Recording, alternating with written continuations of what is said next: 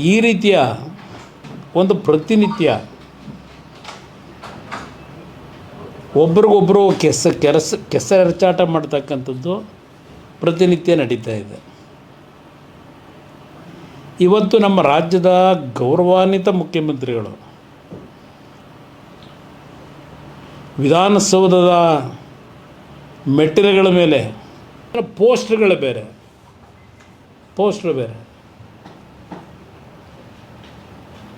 ನಾನು ಒಂದು ನಾಡಿನ ಜನತೆಗೆ ಹೇಳ್ತೇನೆ, ಈ ದೇಶದಲ್ಲಿ ಒಂದು ಪ್ರಧಾನಮಂತ್ರಿ ಸ್ಥಾನನೇ ಅಷ್ಟು ಸುಲಭವಾಗಿ ಬಿಟ್ಟು ಹೊರಗಡೆ ಬಂದಂಥವ್ರಿಗೆ ಯಾರಾದರೂ ಪ್ರಧಾನಮಂತ್ರಿ ಇದ್ದರೆ ಅದು ಒಬ್ಬ ಕನ್ನಡಿಗ.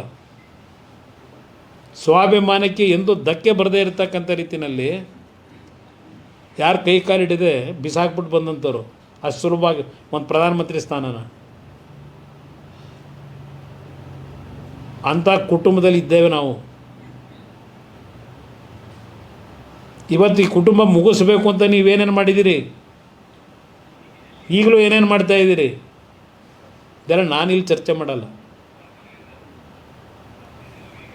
ಹಸುವೆ ಇದಂತೂ ಇಸಿ ಕತೆ ಅಂತ ಇವತ್ತು ಅದೇನೋ ಹೇಳಲಿಲ್ಲ. ಬೀರ್ಬಲ್ ಕತೆ ಇವತ್ತು ಹೇಳಲಿಲ್ಲ. ಅದೇನೋ ಉತ್ತಾ ಇದ್ರು ಕೈನ. ಏನಕ್ಕೆ ಸಹಿಸ್ಕೊಳ್ಳಲ್ಲ? ಎಷ್ಟು ಜನ ಬಂದೋಗಿಲ್ಲ ಜೈಲ್ಗ ನೋಡಿ. ತಪ್ಪು ತಿಳ್ಕೊಬೇಡಿ, ಪದೇ ಯಾಕೆ ಹೇಳ್ಕೊತಾರೆ ಅವರೇ? ಯಾಕೆ ಅವ್ರು ಹೇಳ್ತಾವ್ರೆ ಜೈಲಿಗೆ ಅಂತ? ಹೋಗಿ ಬಂದವ್ರಂತೆ ಜೈಲಿಗೆ. ಏನು ದೊಡ್ಡ ಘನದಾರಿ ಕೆಲಸ ಮಾಡಿ ದೇಶದ ಸ್ವಾತಂತ್ರ್ಯಕ್ಕೆ ಹೋರಾಟ ಮಾಡೋದ್ರ ಜೈಲಿಗೆ? ನಾನು ಹೋಗಿದ್ದೆ ಪಾಪ. ಇಲ್ಲಿ ನಮ್ಮ ಮಹೇಶಣ್ಣ ಕೂತವ್ರು ನೋಡಿ, ಇವರೇ ಕರ್ಕೊಂಡು ಪಾಪ ಇಂಥ ಟೈಮಲ್ಲಿ ಒಂದು ಸಾಂತಾನು ಹೇಳಿ ನಾನು ಹೇಳಿದೆ,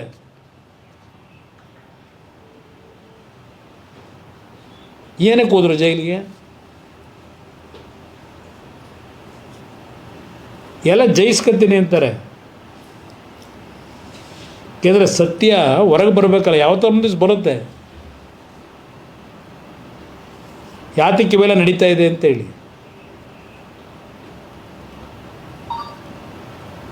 ಭಾಳ ದೂರ ಇಲ್ಲ. ಏಕೆಂದರೆ ಇದೇನೋ ಹೇಳ್ತಾರಲ್ಲ, ನಾನು ಆ ಪದ ಬಳಸಲ್ಲ, ಅದೇನೋ ಇದು ಹೇಳ್ತಾರೆ ಏಕೆಂದರೆ ಆ ಡೊಂಕಿನ ಪದ ಬೇಡ ಹೇಳೋದು, ಚೆನ್ನಾಗಿರಲ್ಲ.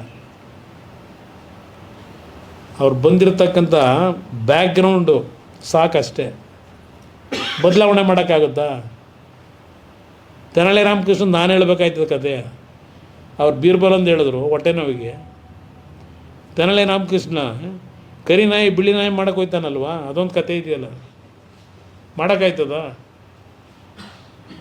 ಬಹುಶಃ ಸಾಕು ಅವರಿಗೆ ಹೇಳೋದು. ನಾನು ಲಘುವಾಗಿ ಮಾತಾಡೋದು ನಿಲ್ಲಿಸಿ, ಆ ಮಾತಾಡಬೇಕಾದ್ರೂ ಆ ಮುಖದಲ್ಲಿ ಆ ಭಯ, ಏನೋ ನೋವಂತೆ ಪಾಪ, ನೋವಿನಲ್ಲೂ ಮಾತಾಡ್ತಾವ್ರಂತೆ.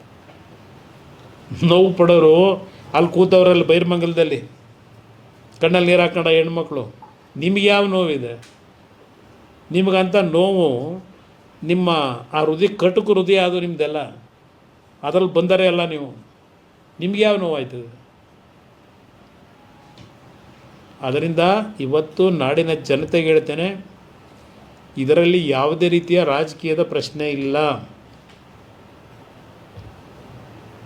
ನಮ್ಮ ಕಾಲದಲ್ಲಿ ನಾವು ಏನೇ ತಪ್ಪು ಮಾಡಿದ್ರು ಹುಡುಕಿದ್ದೀರಿ, ಹುಡುಕಿ ನನ್ನ ಮೇಲೂ ಹಾಕಿದ್ದೀರಿ ಕೇಸ್ಗಳು ಇದ್ದಾವೆ. ಆದರೆ ಮೆರಿಟ್ ಮೇಲೆ ನಡೆಸ್ತೀನಿ ಕೇಸ್ನ, ನ್ಯಾಯಾಲಯಕ್ಕೆ ಅಗೌರವ ಸಲ್ಲಿಸಲ್ಲ. ಹುಡುಕಿ ಏನಾದರೂ ಇದ್ದರೆ ಇನ್ನೂ ಏನದೇನು ಭಯ ಬೀಳಲ್ಲ. ಆದರೆ ಸುಳ್ಳು ಹೇಳೋದು ನಿಲ್ಲಿಸಿ ಅಷ್ಟೆ.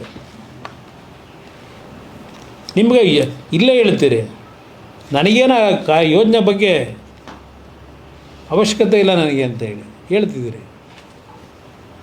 ಯಾರಿಗೆ ಅವಶ್ಯಕತೆ ಅಂತ ಈ ಅರ್ಜಿ ಹಾಕಿದ್ರಿ ನಿಮ್ಮ ಹತ್ರ? ಓಲಿ ಹಳ್ಳಿ ಜನವಾದರೆ ಕೇಳಿದ್ರಾ ಮಾಡಿಕೊಡಿ ಅಂತ? ಏನೋ ಕುಮಾರಸ್ವಾಮಿ ಕಾಲದಲ್ಲಿ 25 ಲಕ್ಷಕ್ಕೆ ಫಿಕ್ಸ್ ಮಾಡಿಬಿಟ್ಟಿದ್ದಂತೆ. ನೋಟಿಫಿಕೇಷನೇ ಮಾಡಿಲ್ಲ ನಮ್ಮ ಕಾಲದಲ್ಲಿ. ನೋಟಿಫಿಕೇಷನ್ ಮಾಡೋದು 2020 ಇವ್ರು ಮಾಡ್ಕೊಂಡವ್ರೆ 26ರಲ್ಲಿ ಫೈನಲ್ ನೋಟಿಫಿಕೇಷನ್ನ. ನಾನು ನೋಟಿಫಿಕೇಷನ್ ಮಾಡಿದ್ರೆ ದುಡ್ಡು ಹೆಂಗೆ ಫಿಕ್ಸ್ ಮಾಡೋಕ್ಕಾಯ್ತದೆ? ಅಷ್ಟು ಬೇಡವಾ ಗೊತ್ತು?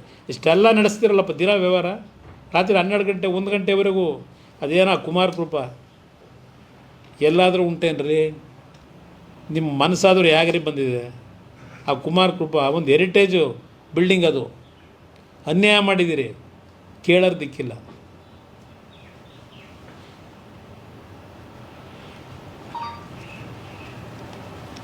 ಅದರಿಂದ ಏನಿವ ತರಾತುರಿ ಭಾಳ ವಿರಾವೇಶವೂ ಅಲ್ಲ, ಏನೂ ಅಲ್ಲ, ಅದು ಅಳುಕು ಮನಸ್ಸಿನಲ್ಲಿ. ಆ ಅಳುಕಿಂದ ನಿಮ್ಮ ಪತ್ರಿಕಾಗೋಷ್ಠಿ ಇದೆಯಲ್ಲ, ಅದರಿಂದ ನೀವೇನು ಸಾಧನೆ ಮಾಡೋದಿಲ್ಲ. ಇವತ್ತಿನ ಪತ್ರಿಕಾಗೋಷ್ಠಿ ಈ ರಾಜ್ಯದಲ್ಲಿ ಜನ ಆಗಲೇ ತೀರ್ಮಾನ ಮಾಡಾಗಿದೆ, ನೀವು ಯಾವ ದಿಕ್ಕಿನಲ್ಲಿ ಹೊರಟಿದ್ದೀರಿ ಅಂತ ಹೇಳಿ. ಶಾಶ್ವತ ಅಲ್ಲ, ಯಾರಿಗೂ ಶಾಶ್ವತ ಅಲ್ಲ, ನನಗೂ ಇಲ್ಲ, ಇನ್ನೊಬ್ರಿಗೂ ಇಲ್ಲ. ಕಾಲ ನಿರ್ಧಾರ ಮಾಡ್ತದೆ. ಸಿಕ್ಕಿರೋ ಅವಕಾಶ ಸರಿಯಾಗಿ ಬಳಕೆ ಮಾಡ್ಕೊಳ್ಳಿ ಅಂತ 100 ಬಾರಿ ಹೇಳಾಗಿದೆ ಈಗಾಗಲೇ 1 ತಿಂಗಳಲ್ಲಿ. ಪ್ರಾಮಾಣಿಕವಾಗಿ ಈಗಲಾದರೂ ಕೆಲಸ ಮಾಡಿ, ಕೊನೆಗಾಲದಲ್ಲಿ ಒಂದು ಗೌರವ ಉಳಿಸ್ಕೊಳ್ಳಿ ಅಂತಕ್ಕಂಥದ್ದನ್ನು ಹೇಳ್ತೀನಿ. ಹಣ ಸಂಪಾದನೆ ಯಾರು ಬೇಕಾದ್ರೂ ಮಾಡ್ತಾರೆ. ಹಣದಿಂದಲೇ ಎಲ್ಲ ಗೆಲ್ತೀನಿ ಅಂತ ತಿಳ್ಕೊಂಡಿದ್ರೆ ಅದಕ್ಕೆ ಕಾಲ ಉತ್ತರ ಕೊಡ್ತದೆ ಅನ್ನೋದನ್ನ ಒಂದು ಅಂತಿಮವಾಗಿ ಹೇಳಲಿಕ್ಕೆ ಬಯಸ್ತೀನಿ. ಶುರು ಮಾಡ್ತೀನಿ.